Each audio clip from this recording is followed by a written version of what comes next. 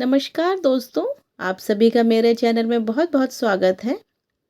आज हम इस वीडियो में प्रेमचंद जी की कहानी सुनेंगे जिसका नाम है प्रायश्चित। ये कहानी दो मित्रों की कहानी है। एक मित्र जो कि विद्वेष की भावना रखता है और दूसरा मित्र जो कि निर्मल, कोमल और स्वच्छ मन वाला। विद्वेष की भावना के वशीभूत होकर एक मित्र ने ऐसा कार्य किया जिसकी वजह से उसे पछतावा हुआ और उसने ज़िंदगी भर प्रायश्चित किया। तो उस दोस्त ने ऐसा क्या किया कि उसे प्रायश्चित करना पड़ा, और ये प्रायश्चित भी किस प्रकार उसने किया, किस भावना के वशीभूत होकर उसने ये प्रायश्चित किया।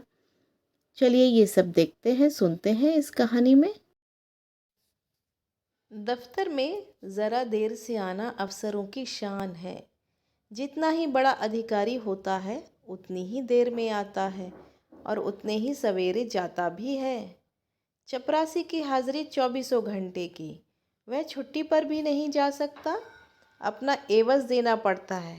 खैर, जब बरेली जिला बोर्ड के हेड क्लर्क बाबू मदारी लाल 11 बजे दफ्तर आए तब मानो दफ्तर नींद से जाग उठा। चपरासी ने दौड़कर पैरगाड़ी ली, अर्दली ने दौड़कर कमरे की चिक उठा दी और जमादार ने डाक की किश्त मेज पर लाकर रख दी। मदारी लाल ने पहला ही सरकारी लिफाफा खोला था कि उनका रंग फक हो गया। वे कई मिनट तक आश्चर्यचकित हालत में खड़े रहे, मानो सारी इंद्रियां शिथिल हो गई हों। उन पर बड़े बड़े आघात हो चुके थे, पर इतने बदहवास वे कभी न हुए थे। बात यह थी कि बोर्ड के सेक्रेटरी की जो जगह 1 महीने से खाली थी, सरकार ने सुबोध चंद्र को वह जगह दी थी, और सुबोध चंद्र वह व्यक्ति था जिसके नाम से ही मदारी लाल को घृणा थी। वह सुबोध चंद्र जो उनका सहपाठी था, जिस जग देने को उन्होंने कितनी ही चेष्टा की पर कभी सफल न हुए, वही सुबोध आज उनका अफसर होकर आ रहा है। सुबोध की इधर कई सालों से कोई खबर न थी। इतना मालूम था कि वह फौज में भर्ती हो गया था। मदारी लाल ने समझा वहीं मर गया होगा, पर आज मानो जी उठा और सेक्रेटरी होकर आ रहा था। मदारी लाल को उसकी मातहती में काम करना पड़ेगा। इस अपमान से तो मर जाना कहीं अच्छा था। सुबोध को स्कूल और कॉलेज की सारी बातें अवश्य ही याद होंगी। मदारी लाल ने उसे कॉलेज से निकलवा देने के लिए कई बार मंत्र चलाए, झूठे आरोप किए, बदनाम किया।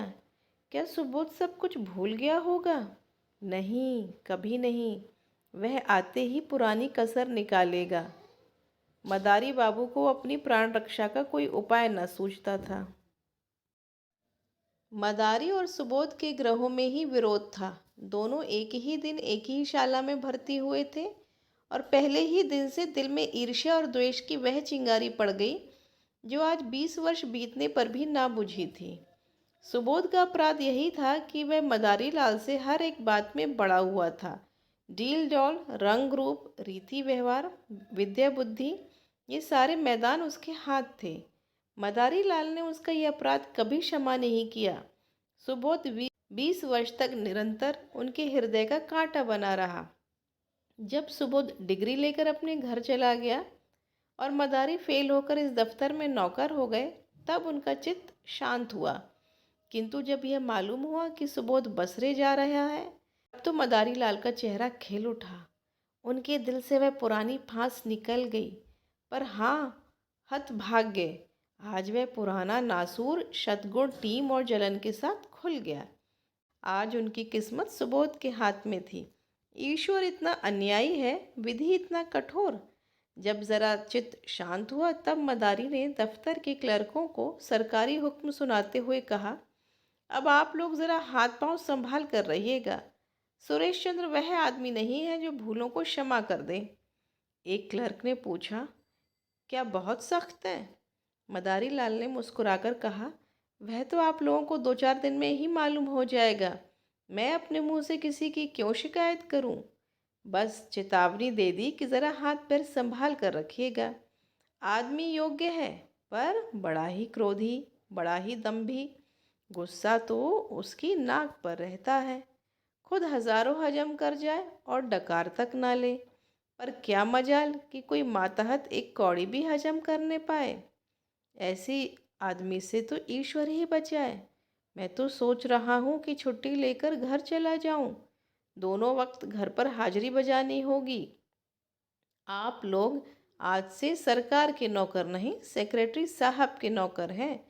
कोई उनके लड़के को पढ़ाएगा, कोई बाजार से सौदा सुलफ लाएगा, कोई उन्हें अखबार सुनाएगा, और चपरासियों के तो शायद दफ्तर में दर्शन ही ना हो। इस प्रकार सारे दफ्तर को सुबोध चंद्र की तरफ से भड़काकर मदारी लाल ने अपना कलेजा ठंडा कर लिया। इसके एक सप्ताह बाद सुबोध चंद्र गाड़ी से उतरे। तब स्टेशन पर दफ्तर के सब कर्मचारियों को हाजिर पाया। सब उनका स्वागत करने आए थे। मदारी लाल को देखते ही सुबोध लपट गए उनके गले से और बोले, तुम खूब मिले भाई, यहाँ कैसे आए? ओह, आज एक युग के बाद भेंट हुई है। मदारी लाल बोले, यहाँ जिला बोर्ड के दफ्तर में हेड क्लर्क हूँ। आप तो कुशल से हैं? सुबोध, अजी मेरी ना पूछो। बसरा, फ्रांस, मिस्र और ना जाने कहाँ कहाँ मारा मारा फिरा। तुम दफ्तर में हो, ये बहुत ही अच्छा हुआ।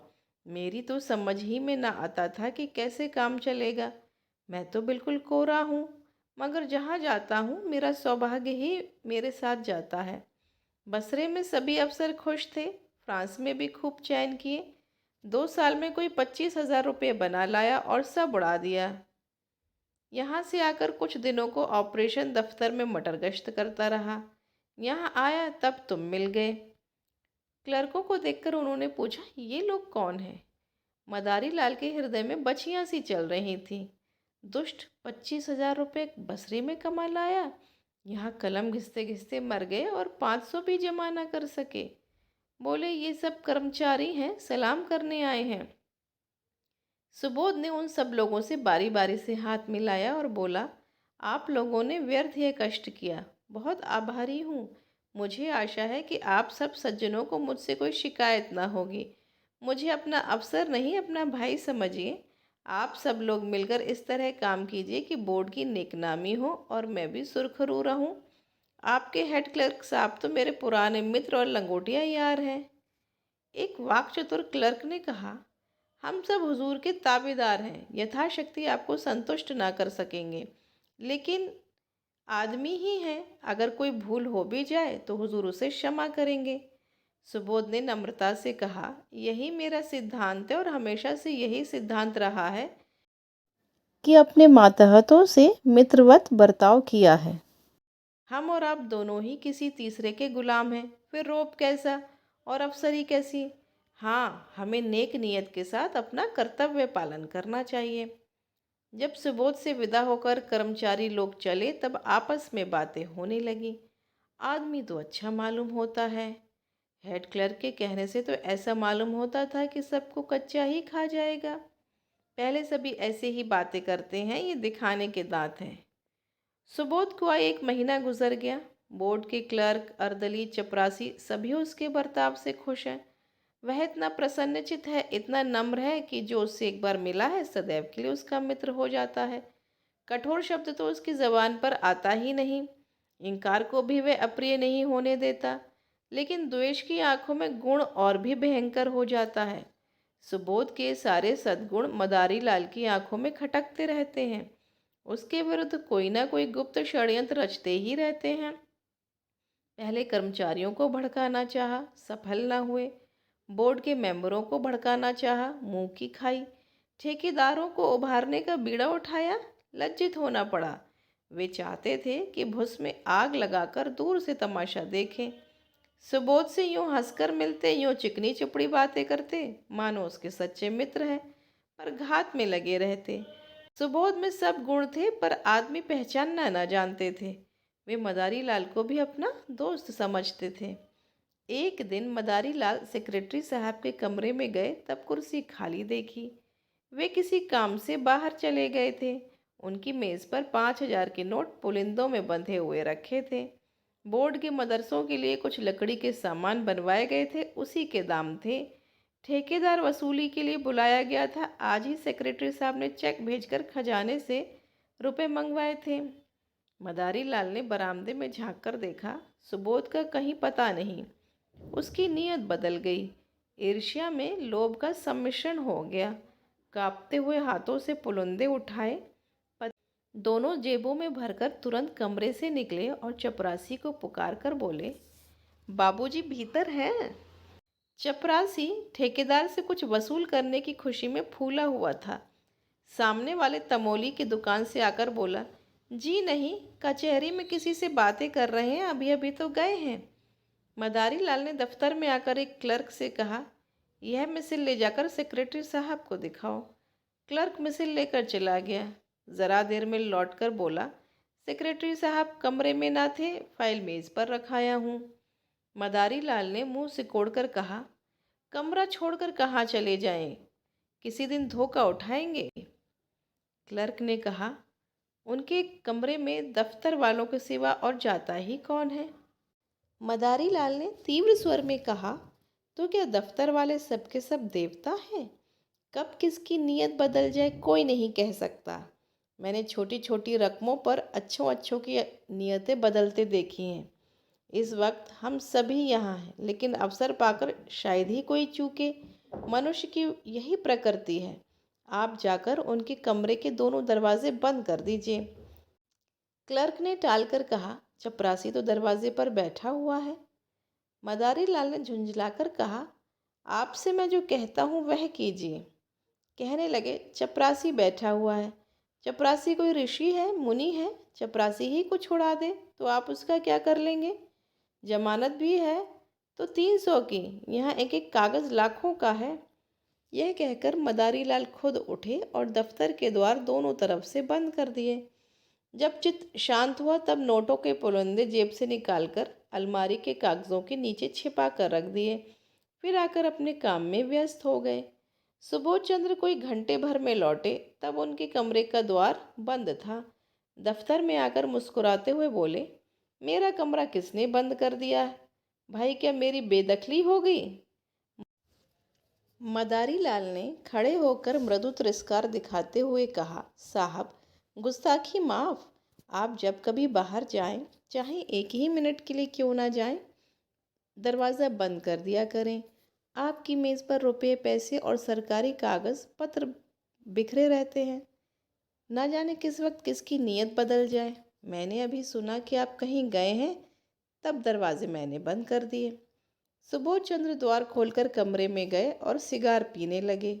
मेज पर नोट रखे हुए हैं इसकी खबर ही ना थी। सहसा ठेकेदार ने आकर सलाम किया। सुबोध कुर्सी से उठ बैठे और बोले, तुमने बहुत देर कर दी, तुम्हारा ही इंतज़ार कर रहा था। 10 ही बजे रुपए मंगवा लिए थे। रसीद लिखवा लाए हो ना? ठेकेदार ने कहा, हुजूर रसीद लिखवा लाया हूँ। सुबोध ने कहा, तो अपने रुपए ले जाओ, तुम्हारे काम से मैं बहुत खुश नहीं हूँ। लकड़ी तुमने अच्छी नहीं लगाई और काम में सफाई भी नहीं। अगर ऐसा काम फिर करोगे तो ठेकेदारों के रजिस्टर से तुम्हारा नाम निकाल दिया जाएगा। यह कहकर सुबोध ने मेज पर निगाह डाली। तब नोटों के पुलिंदे ना थे। सोचा शायद किसी फाइल के नीचे दब गए हों। कुर्सी के समीप के सब कागज़ उलट पुलट डाले, मगर नोटों का कहीं पता नहीं। नोट कहाँ गए? अभी तो यहीं मैंने रख दिए थे, जा कहाँ सकते हैं? फिर फाइलों को उलटने पुलटने लगे। दिल में ज़रा ज़रा धड़कन होने लगी। सारी मेज के कागज़ छान डाले, पुलिंदों का पता नहीं। तब वे कुर्सी पर बैठकर इस आध घंटे में होने वाली घटनाओं की मन में आलोचना करने लगे। चपरासी ने नोटों के पुलंदे लाकर मुझे दिए, खूब याद है। भला यह भी कोई भूलने की बात है? और इतनी जल्द?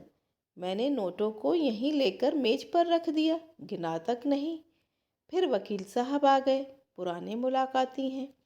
उनसे बातें करता ज़रा उस पेड़ तक चला गया। उन्होंने पान मंगवाए, बस इतनी ही देर हुई है। जब गया हूँ तब पुलंदे रखे हुए थे, खूब अच्छी तरह याद है। तब ये नोट कहाँ गायब हो गए?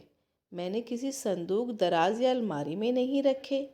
फिर गए तो कहाँ? शायद दफ्तर में किसी ने सावधानी के लिए उठाकर रख दिए हों। हाँ, यही बात है, मैं व्यर्थ ही इतना घबरा गया। छी। तुरंत दफ्तर में आकर मदारी लाल से बोले, आपने मेरी मेज़ पर से नोट तो उठाकर नहीं रख दिए। मदारी लाल ने भौचक्के होकर कहा, आपकी मेज़ पर नोट रखे हुए थे? मुझे तो खबर ही नहीं। अभी पंडित सोहनलाल एक फाइल लेकर गए थे, तब आपको कमरे में ना देखा। जब मुझे मालूम हुआ कि आप किसी से बातें करने चले गए हैं, तब मैंने दरवाजे बंद करवा दिए। क्या कुछ नोट नहीं मिल रहे हैं? सुबोध आंखें फैलाकर बोले, अरे साहब, पूरे 5,000 के हैं। अभी अभी चेक भुनाया है। मदारी लाल ने सिर पीट कर कहा, पूरे 5,000? हे भगवान, आपने मेज़ पर खूब देख लिए हैं ना? अजी 15 मिनट से तलाश कर रहा हूँ। चपरासी से पूछा कि कौन कौन आया था। आइए ज़रा आप लोग भी तलाश कीजिए, मेरे तो होश उड़े हुए हैं। सारा दफ्तर सेक्रेटरी साहब के कमरे की तलाशी लेने लगा। मेज, अलमारियां, संदूक सब देखे गए। रजिस्टरों के वर्क उलट पुलट कर देखे गए, मगर नोटों का कहीं पता नहीं। कोई उड़ा ले गया, अब इसमें कोई शुबह ना था। सुबोध ने एक लंबी सांस ली और कुर्सी पर बैठ गए। चेहरे का रंग फक पड़ गया था। जरा सा मुंह निकल आया। इस समय कोई उन्हें देखता तो समझता कि महीनों से बीमार हैं। मदारी लाल ने सहानुभूति दिखाते हुए कहा, गजब हो गया, और क्या। आज तक कभी ऐसा अंधेर ना हुआ था। मुझे यहाँ काम करते 10 साल हो गए, कभी एक धेले की भी चीज़ गायब ना हुई। मैं आपको पहले दिन ही सावधान कर देना चाहता था कि रुपए पैसे के विषय में होशियार रहिएगा। ख्याल ना रहा। ज़रूर बाहर से कोई आदमी आया और नोट उड़ाकर गायब हो गया। चपरासी का यही अपराध है कि उसने किसी को कमरे में जाने से रोका क्यों नहीं। वह लाख कसम खाए कि बाहर से कोई नहीं आया, लेकिन मैं इसे मान नहीं सकता। वहाँ से तो केवल पंडित सोहनलाल एक फाइल लेकर गए थे, मगर दरवाजे ही से झांक कर चले आए। सोहनलाल ने सफाई दी, मैंने तो अंदर कदम ही नहीं रखा साहब। अपने जवान बेटे की कसम खाता हूँ जो अंदर कदम रखा हो। मदारी लाल ने माथा सिकोड़कर कहा, आप व्यर्थ में कसम क्यों खाते हैं? कोई आपसे कुछ कहता है? सुबोध के कान में कहा, बैंक में कुछ रुपए हो तो निकाल कर ठेकेदार को दे लिए जाएं, वरना बड़ी बदनामी होगी। नुकसान तो हो ही गया, अब उसके साथ अपमान क्यों हो? सुबोध ने करुण स्वर में कहा, बैंक में मुश्किल से 200-400 रुपए होंगे भाईजान। रुपए होते तो क्या चिंता थी, समझ लेता। जैसे 25,000 उड़ गए, वैसे ही 30,000 भी उड़ गए। यहाँ तो कफन को भी कौड़ी नहीं। उसी रात को सुबोध चंद्र ने आत्महत्या कर ली। इतने रुपयों का प्रबंध करना उनके लिए कठिन था। मृत्यु के पर्दे के सिवा उन्हें अपनी वेदना, अपनी विवशता को छिपाने की और कोई आड़ न थी। दूसरे दिन प्रातः चपरासी ने मदारी लाल के घर पहुंचकर आवाज़ दी। मदारी को रात भर नींद न आई थी, घबरा कर बाहर आया। चपरासी उन्हें देखते ही बोला, हुजूर, बड़ा गजब हो गया। सिकंदरी साहब ने रात को गर्दन पर छुरी फेर ली। मदारी लाल की आंखें ऊपर चढ़ गईं, मुंह फैल गया, सारी देह सिहर उठी, मानो उनका हाथ बिजली के तार पर पड़ गया हो। छुरी फेर ली? जी हाँ, आज सवेरे मालूम हुआ, पुलिस वाले जमा हैं, आपको बुलाया है। लाश अभी पड़ी हुई है, अभी डॉक्टरी होने वाली है, बहुत से लोग जमा हैं, सब बड़े बड़े अफसर जमा हैं। हुजूर, लहाज की ओर ताकते नहीं बनता। कैसा भला मानुस हीरा आदमी था। सब लोग रो रहे हैं। छोटे छोटे 2 बच्चे हैं, एक सयानी लड़की है ब्याने लायक। बहू जी को लोग कितना रोक रहे हैं, पर बार बार दौड़कर लाश के पास आ जाती है। कोई ऐसा नहीं जो रूमाल से आंखें ना पोंछ रहा हो। अभी इतने ही दिन हुए हैं आए, पर सबसे कितना मेल जोल हो गया था। रुपए की तो कभी परवाह ही नहीं की, दिल दरियाब था। मदारी लाल के सिर में चक्कर आने लगा। द्वार की चौखट पकड़कर अपने को संभाल ना लेते तो शायद गिर पड़ते। पूछा, बहू जी बहुत रो रही थीं? कुछ न पूछिए हुजूर, पेड़ की पत्तियां झड़ी जाती हैं, आँख फूलकर गूलर हो गई है। कितने लड़के बतलाए तुमने? हुजूर, 2 लड़के हैं और 1 लड़की। नोटों के बारे में भी बातचीत हो रही होगी। जी हाँ, सब लोग यही कहते हैं कि दफ्तर के किसी आदमी का काम है। दरोगा जी तो सोहनलाल को गिरफ्तार करना चाहते थे, पर शायद आपसे सलाह लेकर करेंगे। सेक्रेटरी साहब तो लिख गए कि मेरा किसी पर शक नहीं है। क्या सेक्रेटरी साहब कोई खत लिखकर छोड़ गए हैं? हाँ, मालूम होता है छुरी चलाते बखत याद आए कि सुबह में दफ्तर के सब लोग पकड़ लिए जाएंगे। बस कलेक्टर साहब के नाम चिट्ठी लिख दी। चिट्ठी में मेरे बारे में भी कुछ लिखा है? तुम्हें कुछ मालूम है क्या? हुजूर, अब मैं क्या जानूं? इतना सब लोग कहते थे कि आपकी बड़ी तारीफ लिखी है। मदारी लाल की सांस और तेज हो गई। आंखों से आंसू की दो बड़ी बड़ी बूंदें गिर पड़ी। आंखें पोंछते हुए बोले, वे और मैं एक साथ के पड़े थे नंदू। 8-10 साल साथ रहा, साथ उठते बैठते, साथ खाते, साथ खेलते, बस इसी तरह रहते थे जैसे दो सगे भाई। खत में मेरी क्या तारीफ लिखी है, मगर तुम्हें क्या मालूम? आप तो चल ही रहे हैं, देख लीजिएगा। कफन का इंतज़ाम हो गया है। नहीं हुजूर, काहे ना, कि अभी लहास की डॉक्टरी होगी। मुर्दा, अब जल्दी चलिए, ऐसा ना हो कोई दूसरा आदमी बुलाने आता हो। हमारे दफ्तर के सब लोग आ गए होंगे। जी हाँ, इस मोहल्ले वाले तो सभी थे। मदारी लाल जब सुबोध चंद्र के घर पहुंचे तब उन्हें मालूम हुआ कि सब लोग उनकी तरफ संदेह की आंखों से देख रहे हैं। पुलिस इंस्पेक्टर ने तुरंत उन्हें बुलाकर कहा, आप भी अपना बयान लिखा दें। और सबके बयान तो लिख चुका हूँ। मदारी लाल ने ऐसी सावधानी से अपना बयान लिखाया कि पुलिस के अफसर भी दंग रह गए। उन्हें मदारी लाल पर शुबा होता था, पर इस बयान ने उनका अंकुर भी निकाल डाला। इसी वक्त सुबोध के दोनों बालक रोते हुए मदारी लाल के पास आए और कहा, चलिए, आपको अम्मा बुलाती हैं। दोनों मदारी लाल से परिचित थे। मदारी लाल यहाँ तो रोज ही आते थे, पर घर में कभी नहीं गए थे। सुबोध की स्त्री उनसे पर्दा करती थी। यह बुलावा सुन उनका दिल धड़क उठा, कहीं इसका मुझ पर शुबह ना हो जाए, कहीं सुबोध ने मेरे विषय में कोई संदेह न प्रकट किया हो। कुछ झिझकते और कुछ डरते हुए भीतर गए। तब विधवा का करुण विलाप सुनकर कलेजा कांप उठा। इन्हें देखते ही उस अबला के आंसुओं का कोई दूसरा स्रोत खुल गया और लड़की तो दौड़कर इनके पैरों से लिपट गई।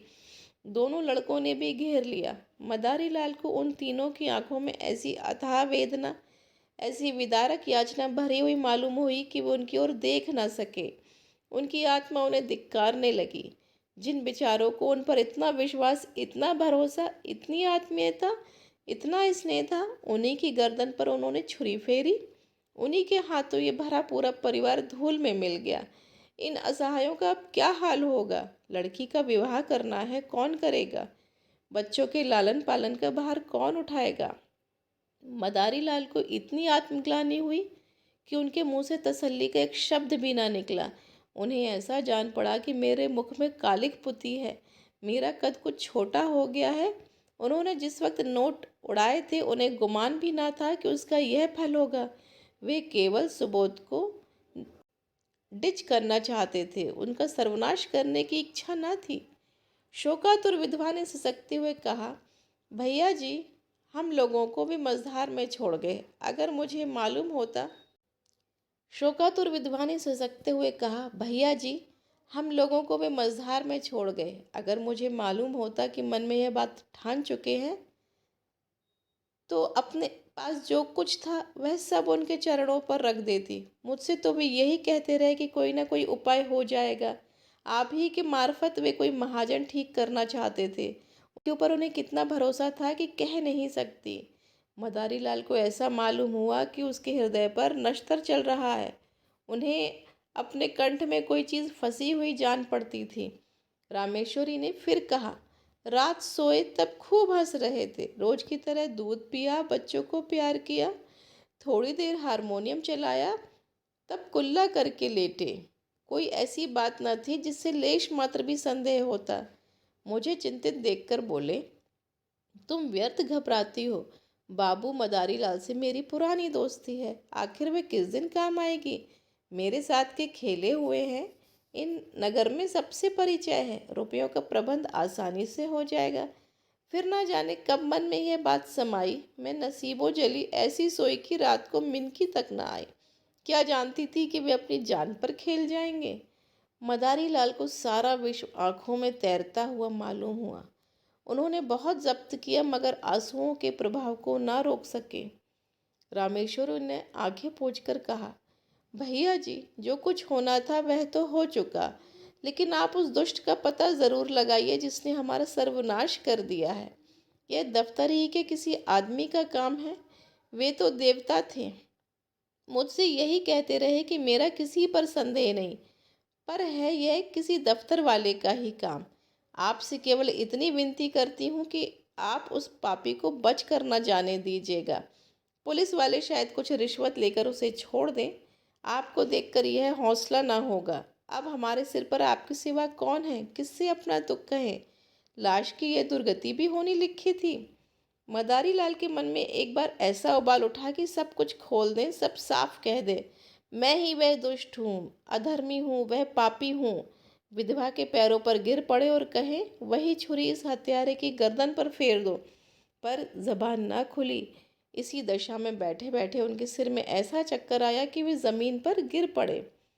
तीसरे पहर लाश की परीक्षा समाप्त हुई। अर्थी जलाशय की ओर चली। सारा दफ्तर, सारे हुक्काम, हजारों आदमी साथ थे। दाह संस्कार लड़कों को करना चाहिए था, पर लड़के नाबालिग थे, इसलिए विधवा चलने को तैयार हो रही थी कि मदारी लाल ने जाकर कहा, बहू जी, यह संस्कार मुझे करने दो। तुम क्रिया पर बैठ जाओगी तो बच्चों को कौन संभालेगा? सुबोध मेरे भाई थे। जिंदगी में उनके साथ कुछ सलूक न कर सका। अब जिंदगी के बाद मुझे दोस्ती का कुछ हक अदा कर लेने दो। आखिर मेरा भी तो उन पर कुछ हक था। रामेश्वरी ने रोकर कहा, आपको भगवान ने बड़ा उदार हृदय दिया है भैया जी, नहीं तो मरने पर कौन किसको पूछता है। दफ्तर के और लोग जो आधी आधी रात तक हाथ बांधे खड़े रहते थे, झूठी बात पूछने ना आए कि जरा ढाढ़स होता। मदारी लाल ने दाह संस्कार किया। 13 दिन तक क्रिया पर बैठे रहे। 13वें दिन पिंडदान हुआ। ब्राह्मणों ने भोजन किया, भिखारियों को अन्नदान दिया गया, मित्रों की दावत हुई, और यह सब कुछ मदारी लाल ने अपने खर्च से किया। रामेश्वरी ने बहुत कहा कि आपने जितना किया उतना ही बहुत है, अब मैं आपको और ज़ेरबार नहीं करना चाहती। दोस्ती कहा कि इससे ज़्यादा और कोई क्या अदा करेगा? मगर मदारी लाल ने एक ना सुनी। सारे शहर में उनकी यश की धूम मच गई। मित्र हो तो ऐसा हो। 16वें दिन विधवा ने मदारी लाल से कहा, भैया जी, आपने हमारे साथ जो उपकार और अनुग्रह किए हैं उनसे हम मरते दम तक ऋण नहीं हो सकते। आपने हमारी पीठ पर हाथ न रखा होता तो ना जाने हमारी क्या गति होती। कहीं रुख की भी छां नहीं थी। अब हमें घर जाने दीजिए। वहाँ देहात में खर्च भी कम होगा और कुछ खेती बाड़ी का सिलसिला भी कर लूँगी। किसी न किसी तरह विपत्ति के दिन कट ही जाएंगे। इसी तरह हमारे ऊपर दया रखिएगा। मदारी लाल ने पूछा, घर पर कितनी जायदाद है? रामेश्वरी बोली, जायदाद क्या है, एक कच्चा मकान है और 10-12 बीघे की काश्तकारी है। पक्का मकान बनवाना शुरू किया था, मगर रुपए पूरे ना पड़े, अभी अधूरा पड़ा हुआ है। 10-12 हजार खर्च हो गए हैं और अभी छत पड़ने की नौबत नहीं आई। मदारी लाल ने कहा, कुछ रुपए बैंक में जमा है या बस खेती ही का सहारा है? विधवा बोली, जमा तो एक पाई भी नहीं भैया जी, उनके हाथ में रुपए रहने ही नहीं पाते थे, बस वही खेती का सहारा है। मदारी लाल, तो उन खेतों में इतनी पैदावार तो हो जाएगी कि लगान भी अदा हो जाए, तुम लोगों की गुजर बसर भी हो। रामेश्वरी ने कहा, और कर ही कह सकते हैं भैया जी, किसी न किसी तरह जिंदगी तो काटनी ही है। बच्चे न होते तो मैं जहर खा लेती। मदारी लाल ने कहा, और अभी बेटी का विवाह भी तो करना है। विधवा बोली, उसके विवाह की कोई चिंता नहीं, किसानों में ऐसे बहुत से मिल जाएंगे जो बिना कुछ लिए दिए विवाह कर लेंगे। मदारी लाल ने एक क्षण सोचा और फिर कहा, अगर मैं कुछ सलाह दूं तो उसे मानेंगी आप?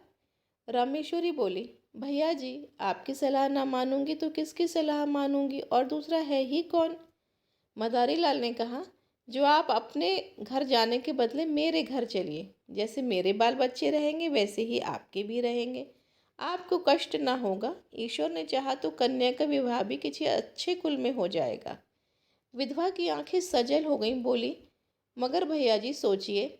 मदारी लाल ने बात काट कर कहा, मैं कुछ ना सोचूंगा और कुछ ना सुनूंगा। क्या क्या दो भाइयों के परिवार एक साथ नहीं रहते? सुबोध को मैं अपना भाई समझता था और हमेशा समझूंगा। विधवा का कोई उज्र ना सुना गया। मदारी लाल सबको अपने साथ ले गए। आज 10 साल से उसका पालन कर रहे हैं। दोनों बच्चे कॉलेज में पढ़ते हैं और कन्या का एक प्रतिष्ठित कुल में विवाह हो गया है। मदारी लाल और उनकी स्त्री तन मन से रामेश्वरी की सेवा करते हैं और उनके इशारों पर चलते हैं। मदारी लाल सेवा से अपना पाप का प्रायश्चित कर रहे हैं।